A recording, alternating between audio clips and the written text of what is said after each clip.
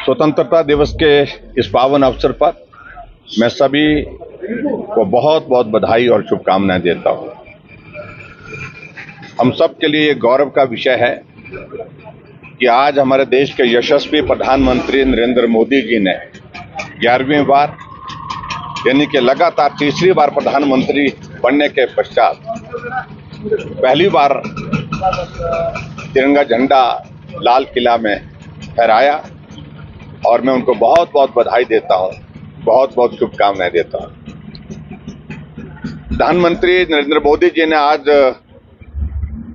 अपने विजन को अपने भाषण के माध्यम से पूरे देश के सामने रखा है और जिसमें प्रमुख रूप से उनने जिक्र किया है कि आज देश की आवश्यकता है वन नेशन वन इलेक्शन। और जहां इस बात का जिक्र करने के बाद उन्होंने यूनिफॉर्म सिविल कोड का भी जिक्र किया और वहां उस बात के लिए भी प्रधानमंत्री जी ने आह्वान किया कि सभी राजनीतिक दल मिलकर के एक वातावरण बनाए देश के अंदर वन नेशन वन इलेक्शन के लिए।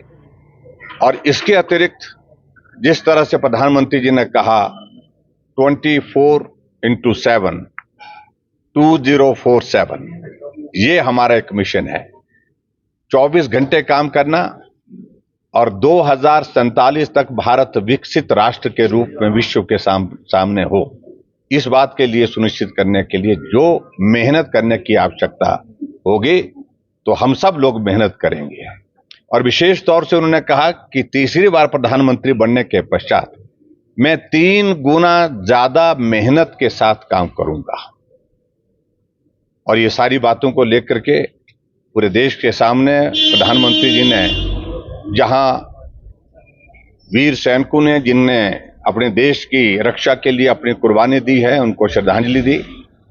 और उस तरह से आज हमारे लिए यह सौभाग्य की बात है कि नरेंद्र मोदी जी जैसा नेतृत्व भारत को मिला है जो भारत को आगे ले जाने की एक दिशा तय कर रहे हैं और 2047 तक भारत विकसित राष्ट्र के रूप में बने। और अगले चुनाव से पहले उन्होंने एक बात को कहा है कि 5 सालों में तीसरी बार प्रधानमंत्री बनने के पश्चात आज भारत की इकॉनमी दुनिया की इकॉनमी में 5वें स्थान पर है और अब तीसरी बार प्रधानमंत्री बनने के बाद हम तीसरी इकॉनमी को भारत को तीसरी इकॉनमी के रूप में विश्व के सामने प्रस्तुत करेंगे। सफल कार्यक्रम इस प्रकार से जहां प्रधानमंत्री जी ने आज संबोधन के माध्यम से किया है, एक बार फिर से उनको बहुत बहुत बधाई।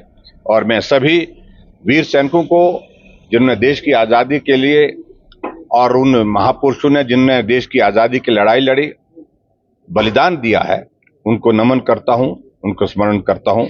और आप सबको भी एक बार फिर से स्वतंत्रता दिवस के इस पावन अवसर पर बहुत बहुत बधाई, बहुत बहुत शुभकामनाएं। धन्यवाद।